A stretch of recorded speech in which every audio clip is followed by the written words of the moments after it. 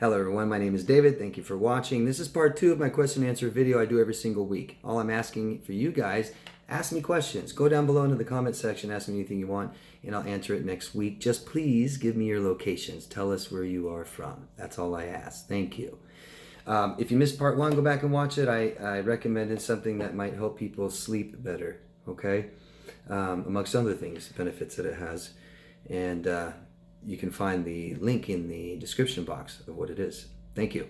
All right, so part 2. Let's get started. The first question is from Ellen in Amsterdam. Hello, Ellen.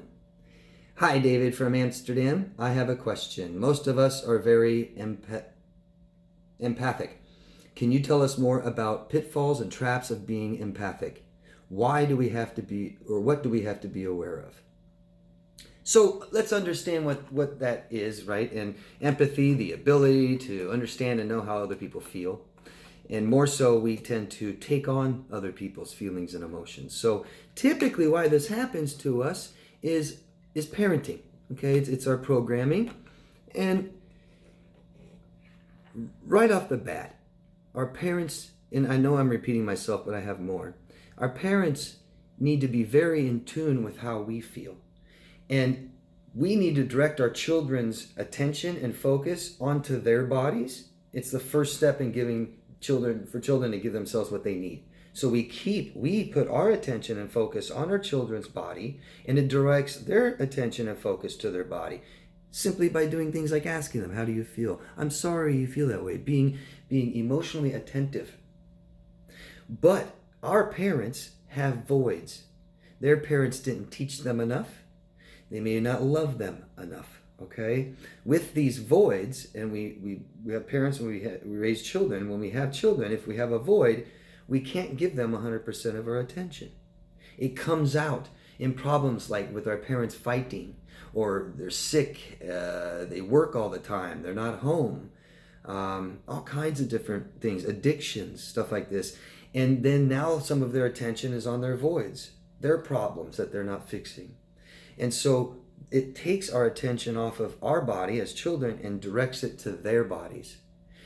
One very important thing to understand, probably like most of you with your parents, is our parents taught us an illusion, and they taught us that their emotions are more important than ours. Awful, awful, awful, awful, right? Mom has an emotional outburst and we stay quiet. We don't want to tell her how we feel about it. Shh. Her emotions are more important. To get what we need, we have to be in tune with how our parents feel. It's not always the right time to ask for what we want, is it? We got to do it at the right time when they're in a good mood.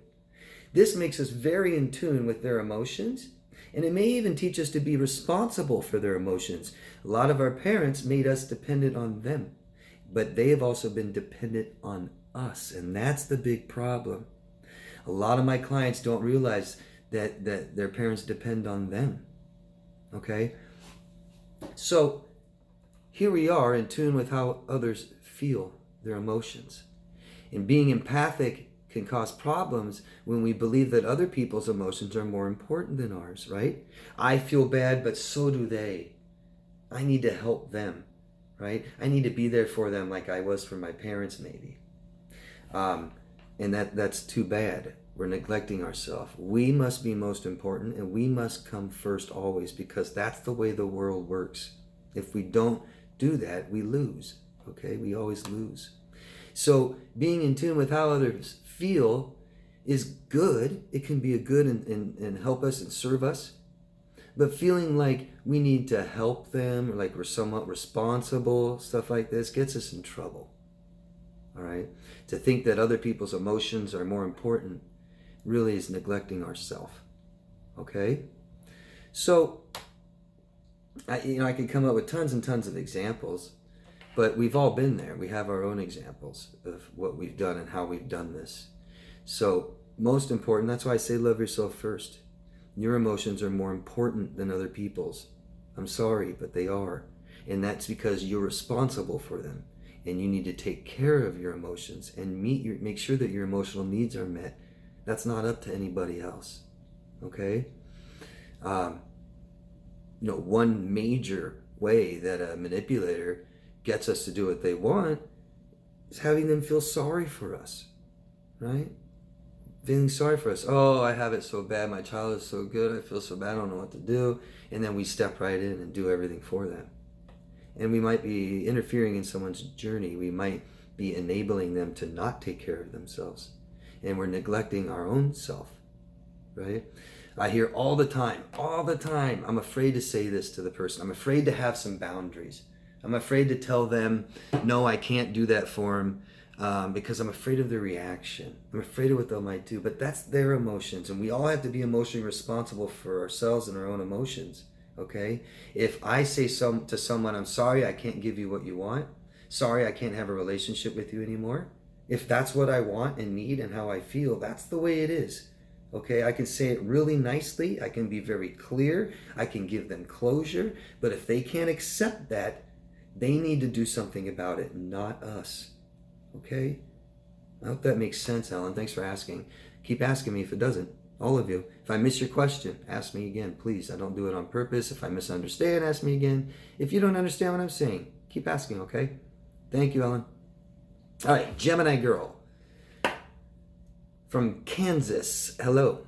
I have left my BPDX multiple times, but seems like can never go more than 6 weeks before he finds some way to get a hold of me despite blocking him. On phones, I will get blocked voicemails under the category. For the first time, I have blocked him and told him if he ever contacts me again, I would take legal action. Feelings of guilt come up every now and then, right? Their emotions are more important than ours, right? And we have a sense of duty to help people and be there for them, serve them, right? Feelings of guilt come up every now and then, as they always do, but I know that this is for the best and trying to save my life.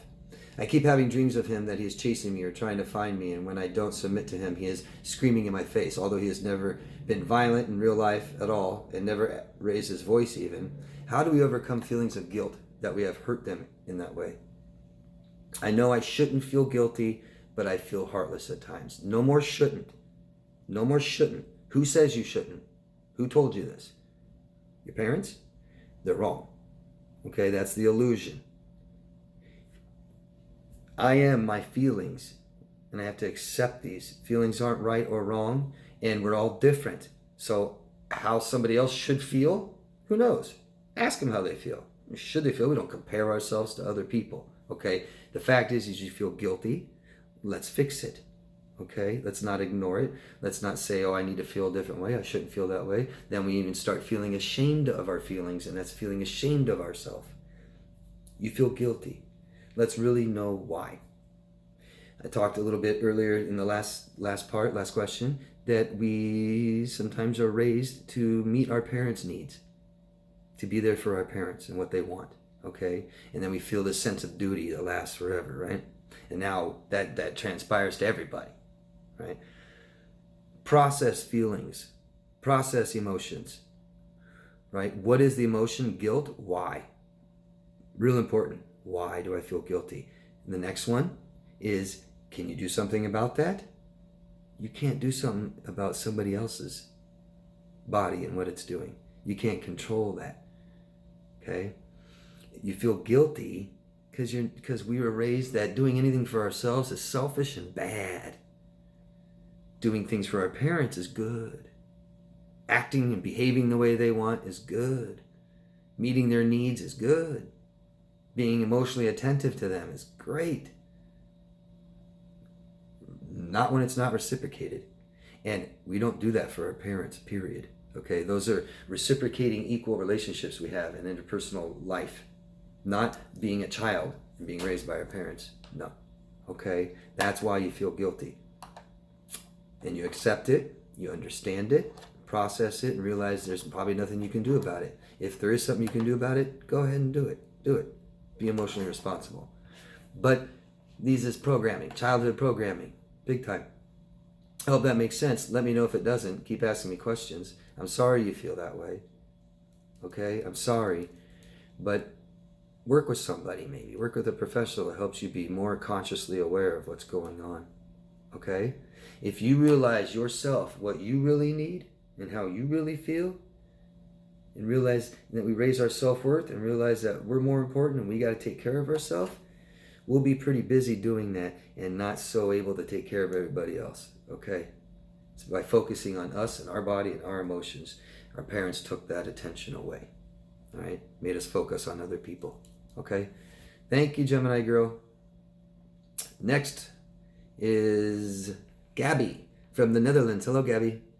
Thanks so much for answering my question. It's really helpful, as are all the other videos you made. Oh, thank you. I'm a week further down the road now, and I'm getting in a place that I'm missing him, but hating him at the same time for doing this to me. So I'm struggling, but I'm trying. Thank you again. Be very aware of how you really feel, okay? That's something major I do with clients, is help them understand how they really feel and what they really need and what they really want and value. A lot of times if we're dating abusive, selfish people like that, we throw all those things out the window and we forget. And then we think we love somebody who doesn't value what we value. They're not respectful, they don't respect themselves. We realize that they've hurt us, they don't meet our emotional needs. And that's who that someone is. Do we love that? No. Then what do we love? What is it that we love? If we don't love who they really are, what do we love? Right? Because we learn what love is from our parents. If our parents didn't love us enough, we might be confused. Okay? Thank you.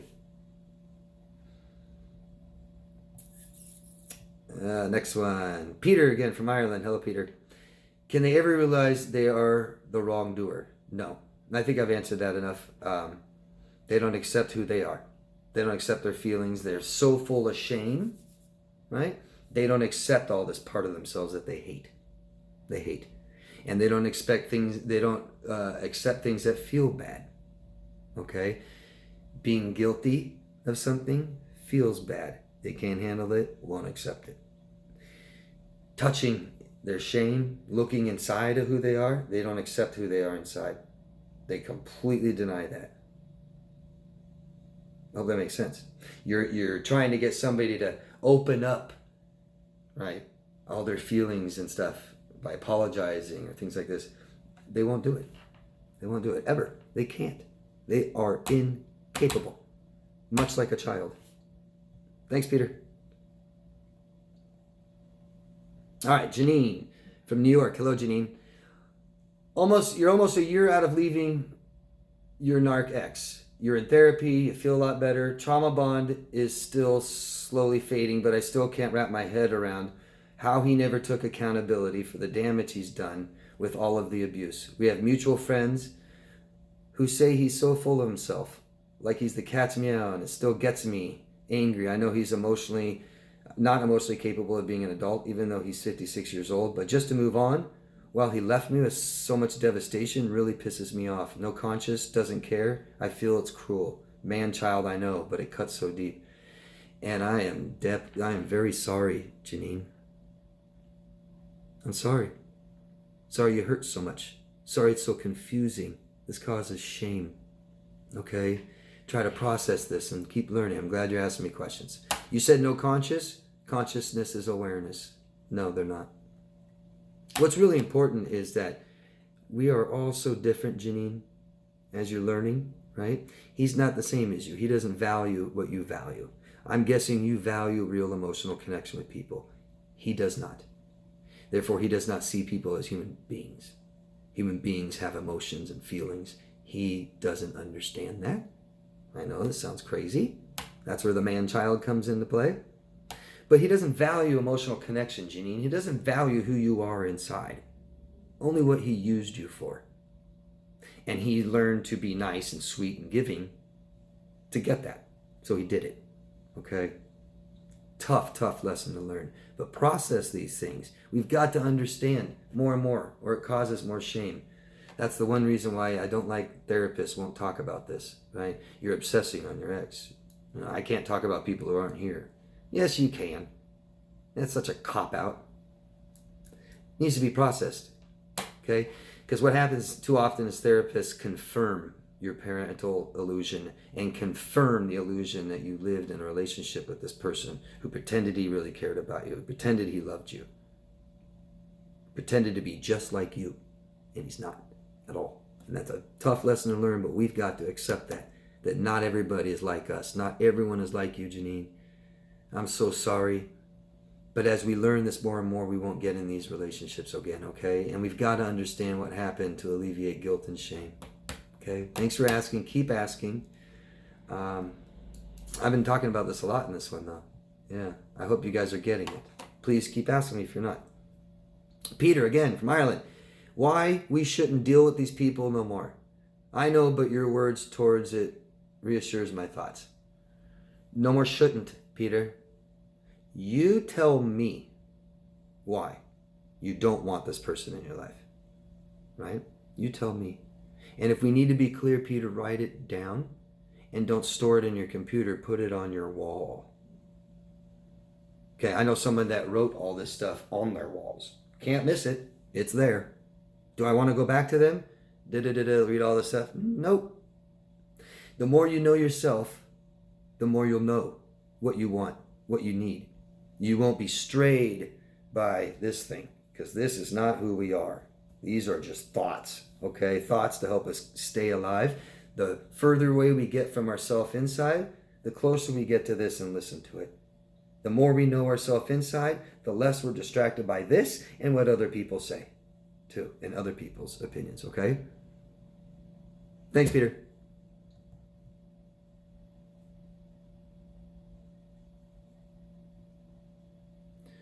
And where are we? We're still good. Mario. I forgot where you're from. I'm sorry, Mario. Please leave your locations, everyone. Hi, David, please, thanks. Hi, David. Thanks for answering me. I have another question for you. What is the difference between a quiet borderline and CPTSD? I also watched a video about different attachment styles between narcissist and codependent. What about borderlines? So you're asking me what's the difference between two totally different things. Borderline personality disorder is a personality disorder. CPTSD is a stress disorder. Okay? Borderlines most likely all have CPTSD.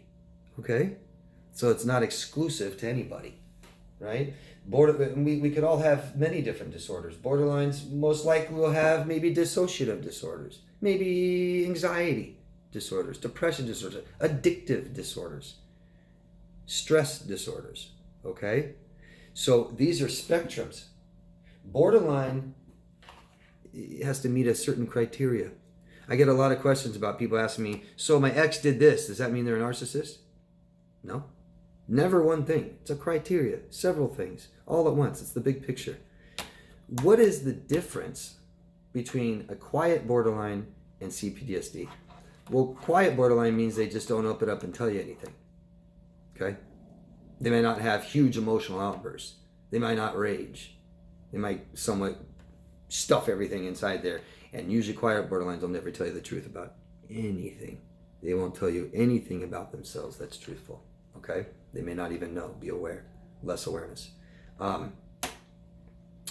But we can have CPTSD. I had it for many, many years. And borderlines most likely have it. The difference is you're talking about a personality disorder where basically our trauma becomes who we are. CPTSD is not who we are. Borderline personality disorder is who you are. It's your personality. Where someone is traumatized and lets it define them. Okay, we will not let this define us. We will define ourselves and overcome and triumph PTSD. Very difficult with borderline. Okay. Like I said, I've made so many videos. I have a whole playlist on borderline personality disorder. Maybe that'll help you. I have a whole playlist on healing CPTSD. My best videos. So I would recommend watching those. Keep learning more. But there's all kinds of different disorders, Mario. Okay. I could tell you the difference between borderline and narcissist. But telling you the difference between borderline and CPTSD is they could have it, right? They could have it. A stress disorder. I'm traumatized and it keeps playing in my head and affecting the rest of my life. Post trauma, causing stress from stress, okay? Borderlines could have it too, but it doesn't mean that's who we are. I hope that makes sense. Ask me if it doesn't, okay? Keep asking me more, Mario. Thank you. And I'm going to stop this video here. This is the end of part 2. I'm going to start part 3 in a few minutes. Thank you very much, guys. Love yourself first. I'll see you in part 3. Bye-bye.